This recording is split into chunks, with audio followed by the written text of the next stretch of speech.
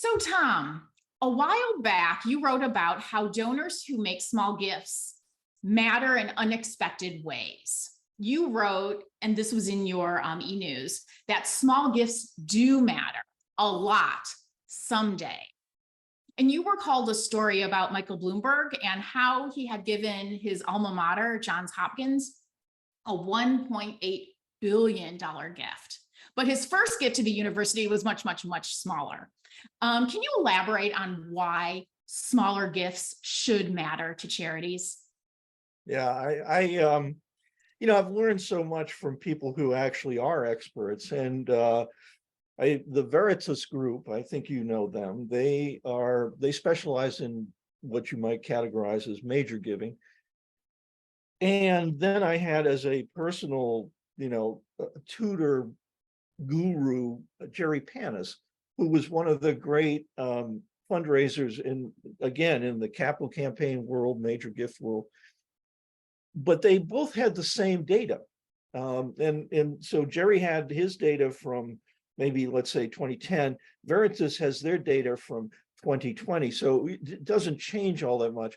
And what that data says is that when a small gift comes in, you don't know what the capacity of that person might be someday, or even then is their capacity. They may be rich, but they're not going to start with a large gift. They're going to start with what we call a first date gift, where they give you a small amount of money to see what happens. Are you going to be one of those great charities that thanks the heck out of them and does what that the car salesman you were talking about, sends cards all the time and just stays in touch and recognizes them, sees them in the world? Or are you going to be the neglectful charity that sends a kind of automatic pro forma, thank you for your tax, something that goes in your tax file, and it has no heart, no soul, no caring? And what will happen next, and this is where, actually, I never mentioned what the data was. Veritas said that in their studies, over 60%, the majority of today's big donors started as $25 donors. You didn't know that. And frankly, when Michael Bloomberg made his first gift, he just graduated from college. He wasn't Bloomberg Industries worldwide.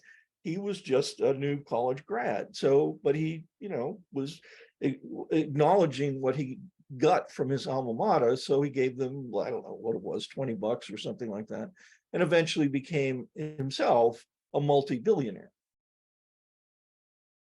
Wow. And Tom, I think, if so, are you saying, like, if you're focusing on major gifts, like at the expense of paying attention to like people who are giving smaller gifts, are you also being exclusive, like excluding people? I think you're trying to cheat, actually. Yeah, We've had this discussion. Fundraising is tough work, and it is complicated work. And I think, and it is certainly sometimes the limited understanding of that by the board, where they're basically pushing you out and saying, call 20 rich people every month and see how we can do, right? Because that'll get us there faster. That's cheating.